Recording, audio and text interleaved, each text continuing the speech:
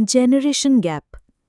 টুকাইয়ের বাবা টুকাইকে, বাবা ২-৩ দিনের জন্য এখানে আসবে, তোকে দেখবে বলে। অসুস্থ মানুষ বেশি কথা বলেন, একটু মানিয়ে নিস। জানিস তো বয়স হলে মানুষ বেশি কথা বলে, তার ওপর আবার খুব অভিমানী। হয়তো এই শেষ দেখা তোর সাথে, সেটা একটু মাথায় রাখিস। টুকাই কানে হেডফোন গুজে ল্যাপটপে ব্যস্ত, বাবার কথায় বেশি সাড়া না দিয়েই ইতিবাচক মাথা নাড়ল। টুকাইয়ের বাবা, কিরে বুঝলি তো? মাও পাশ থেকে চিৎকার করাতে একটু বিরক্ত হই একটা হেডফোন খুলে ততধিক উঁচু গলায় টুকাই বলে উঠল, বললাম তো ঠিক আছে, তবে আমি কাল পরশু একটু হ্যাংআউট করব বন্ধুদের সাথে, তারপরের দিন হোস্টেলে ফিরে যেতে হবে। প্রজেক্টের কাজ আছে, তোমরা অফিস যাও যাও। দাদু আসবে কখন? জানি না, আজ বিকালে হয়তো। জুতোর ফিতে বাঁধতে বাঁধতে বাবা বলে মার সাথে বেরিয়ে যায় দরজা বন্ধ করে অফিসের জন্য। এই সময় টুকাইয়ের শান্তি, কোনো অযাচিত জ্ঞান নেই। ফ্রিজে রাখা মিষ্টি বার করে নিজের ঘরে আবার ল্যাপটপে ডুবে যায় টুকাই। বিকালে দরজায় বেলের আওয়াজে দরজা খুলে দেখে দাদুকে। প্রায় ১০ বছর বাদে দেখা হলো। মুখে একগাল হাসি নিয়ে দাদু টুকাইকে আলিঙ্গন করে কুশল বিনিময় করে। টুকাই মনে রাখে বাবা সতর্ক বার্তা, তুমি সবে এসেছ, মাসি আসলে চা জলখাবার দেবে, তুমি একটু বিশ্রাম করে নাও। রাতে খাবার টেবিলে মা বাবার আর টুকাইয়ের সাথে টুকটাক নিয়মমাফিক কথা হয় দাদুর। নরেন্দ্রপুরে বাড়ির অবস্থা, ঠাম্মা শরীর স্বাস্থ্য, বাগানের গল্প, এসব আর কি। পরের দিন দাদু দরজা নক করে টুকাইয়ের ঘরে ঢুকে হাতে চায়ের কাপ নিয়ে চেয়ারে বসেন। টুকাই সেই কানে হেডফোন, সামনে ল্যাপটপ, পাশে ছড়িয়ে ছিটিয়ে বই নিয়ে খাটে আধশোয়া। তারপর দাদু ভাই, হোস্টেল লাইফ কেমন লাগছে তোমার? টুকাই প্রথমে শুনতেই পায় না কানে হেডফোনের জন্য। হঠাৎ কি মনে হয় হেডফোন খুলে দাদুকে জিজ্ঞাসা করে, কিছু বললে? ল্যাপটপের থেকে সারা ঘরে ছড়িয়ে পড়ে, baby I am dancing in the dark. দাদু গেয়ে ওঠেন, with you between my arms, barefoot on the grass. Tukai চমকে ওঠে, দাদুর দিকে অবাক বিস্ময় তাকায়। এড শিরান, দাদু ভাই পারফেক্ট।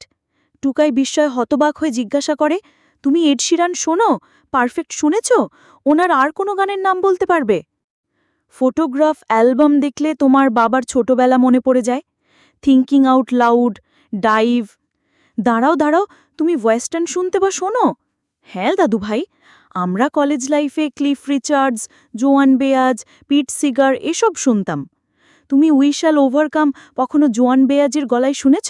বা ক্লিফ রিচার্ডসের বেবি আই ডোন্ট কেয়ার? শুনিনি, তবে শুনব।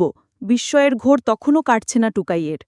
খাটের ওপর পড়ে থাকা একটি বই তুলে দাদু বলে ওঠেন, দ্য ব্রাইড স্টোরি, ক্লেমর, এগুলো পড়েছ? তুমি তুমি মাঙ্গাও পড়ো? মাঙ্গা জাপানের বহুদিনের পত্রিকা। ইদানিং অনেক ভাষাতেই সারা বিশ্বে মাঙ্গা প্রকাশিত হয়, কিন্তু মাঙ্গার ইতিহাস তো অনেক পুরনো। ব্রাইড স্টোরি ২০০৭ বোধহয়, আর স্কেচগুলো দারুণ লাগে। কিন্তু দেখো, সাদা কালো কমিক্স বই, যদিও গভীর অর্থে অনেক কিছু বলা, কীরকম সারা বিশ্বে সমাদৃত। টুকাই পুরো বোবা হয়ে যায়। এই দাদুকেও চেনে না। বাবা মা একটি কথাও এসব নিয়ে বলেনি কখনো টুকাইকে দাদুর ব্যাপারে। তারাও কি আদৌ জানে দাদুকে? তুমি সারাদিন কি করো দাদু নরেন্দ্রপুরে? ঘরের সাধারণ কাজ বাদ দিয়ে যদি বলো, তাহলে বলবো ইদানিং প্রোগ্রামিং ল্যাঙ্গুয়েজ চেষ্টা করছি একটু জানতে। হোয়াট? Programming language? টুকাই মনে মনে ভাবতে থাকে, না, কোথাও একটা গণ্ডগোল হচ্ছে, ঠিক মানা যাচ্ছে না। এই ৭০-এর কাছাকাছি মানুষটা এড শিরান, মাঙ্গা, এখন কম্পিউটার ল্যাঙ্গুয়েজ। এবার চেপে ধরব, সত্যি কি এসব জানার চেষ্টা করে নাকি? তুমি কটা প্রোগ্রামিং ল্যাঙ্গুয়েজের নাম বলো তো দেখি। পরীক্ষা নিচ্ছ দাদু ভাই? তা বেশ, তোমার থেকে কিছু কনফিউশন দূর করব বলেই তো এসেছি। তা আগে তোমার ছাত্র হওয়ার যোগ্যতা অর্জন করি। দাদুভাই, বিতর্ক থাকতে পারে যদিও, তবুও মনে হয় আমার ২০১৯-এ পাইথন, তারপর জাভাস্ক্রিপ্ট, তারপর জাভা। এছাড়া সুইফট, পিএইচপি এগুলো জানা ভালো। কম্পিউটার সায়েন্স নিয়ে আইআইটি পড়তে যাওয়া ১৯ বছরের ছেলে এই ৭০-এর কাছাকাছি মানুষটার কথা শুনে মাথায় চক্কর খেতে থাকে। বলো তো, সুইফট এবং জাভা কোথায় কোথায় কার্যকরী? সুইফট অ্যাপেলে চলবে আর জাভা অ্যান্ড্রয়েডে। তাই ইন্ডিয়া, বাংলাদেশ, পাকিস্তানে জাভা জানতেই হবে। এখানে অ্যান্ড্রয়েড বেশি চলে। সুইফট ইউএসএ, অস্ট্রেলিয়া এসব দেশে বেশি চলে। টুকাই উঠে দাদুকে জড়িয়ে ধরে বলতে থাকে, তুমি তুমি এত সব খবর রাখো দাদু? What a surprise! আমি ভাবতে পারছি না আমার দাদু এত সব জানে। বলো, তুমি কি শিখছো এখন, কি জানতে চাও? আর তোমায় আমি কাল ট্রিট দেব পার্ক স্ট্রিটের বড় হোটেলে। দাদু ভাই, আমি পাইথন শেখার চেষ্টা করছি, কিন্তু লুপ, ভ্যারিয়েবল, ফাংশন বুঝতে একটু অসুবিধা হচ্ছে। বুড়ো হয়েছি তো।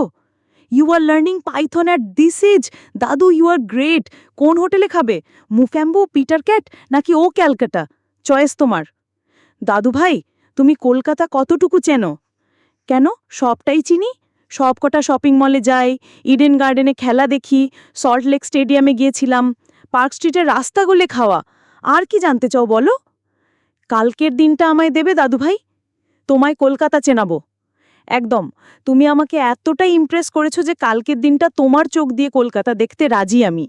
শুধু আমার যদি কিছু বন্ধু সাথে থাকে, কোনো সমস্যা নেই তো? কাল আমাদের একটা আউটিং ছিল, ওটা আমি ক্যান্সেল করে দিচ্ছি। ওরাও তোমার গল্প শুনলে রাজি হবে যেতে তোমার সাথে। আপত্তি কেন দাদু ভাই, আমি সম্মানিত বোধ করব। পরদিন ভোরবেলায় একদল ছেলেমেয়েরা বেরোয়, সাথে তাদের গাইড ৭০ বছর বয়সী টুকাইয়ের দাদু। ভোরের ময়দানের ট্রাম, মল্লিক বাজারের ফুল বাজার, বড় বাজারের কুস্তির আঁকড়া, তেরিটি বাজারে চীনা জলখাবার, কুমোরটুলির বিখ্যাত পটুয়াপাড়া, অনাদির মোগলাই, দুপুরে নন্দনের সিনেমা, বিকেলে চক্ররেলে প্রিন্সেপ ঘাটে গিয়ে ঘটি গরম নিয়ে নৌকো বিহার করে, রাতে যখন বাড়ি ফেরে টুকাই আর তার দাদু হাসতে হাসতে গল্প করতে করতে ব্যালকনি থেকে টুকাইয়ের মা বাবা অবাক দৃষ্টিতে চেয়ে থাকেন। পরদিন রাজারহাটের ডুপ্লেক্স ফাঁকা হয়ে যায়। দাদু নরেন্দ্রপুরে আর নাতি খড়গপুরে। দুই গাড়ি দুদিকে বেরোনোর মুহূর্তে দাদু একটি চিঠি ধরান নাতিকে। পড়ে দেখো দাদু ভাই। মেচেদা ক্রস করে গাড়ি ছুটছে ১০০ কিমি স্পিডে। পিছনের সিটে মা বাবা ঘুমে, টুকাই চিঠি খোলে। দাদু ভাই, মানুষ শেষ বয়সে এসে লোভী হয়ে পড়ে। আমি আমার আত্মজোকে দেখতেই এবার অসুস্থ শরীর নিয়ে রাজারহাটে আসি। আমি বেঁচে থাকবো তোমার মধ্যে দাদু ভাই, তাই তোমাকে চিনতে জানতে এসেছিলাম আমি। আমি তৃপ্ত দাদু ভাই, আমার আর কোনো আক্ষেপ নেই। আমি আর বেশি দিন নেই, তোমার মধ্যে বেঁচে থাকবো আমি। আমার একলা আকাশ থমকে গেছে রাতের স্রোতে ভেসে, শুধু তোমায় ভালোবেসে। চোখটা চিকচিক করে ওঠে টুকাইয়ের। রুমাল বার করে মোছার সময় ড্রাইভার বলে ওঠে, প্রথম প্রথম হয় এটা, হোস্টেলে যেতে গেলে। একা তো, দেখবে সব ঠিক হয়ে যাবে। আর স্যার ম্যাডাম তো আসবেন মাঝে মাঝে, মন খারাপ করো না। হেসে ওঠে টুকাই। চিঠিটা সযত্নে পকেটে পুরে নেটফ্লিক্সে দাদুকে মাল্টি ইউজারে অ্যাড করে টেক্সট করে তার নতুন বন্ধুকে। স্ট্যানফোর্ড ইউনিভার্সিটি থেকে ফ্রি অনলাইন কিছু কোর্স আছে, শুরু করো। যেখানে আটকাবে বলো। আর নেটফ্লিক্সে তোমায় জুড়ে নিলাম, এই সিরিজগুলো দেখো। বাঁচতে তোমাকেই হবে দাদু, আমার জন্য। জেনারেশন গ্যাপ কি সুন্দরভাবে পূর্ণ হয়ে যায় ছোটবেলার শূন্যস্থান পূরণ করার মতো।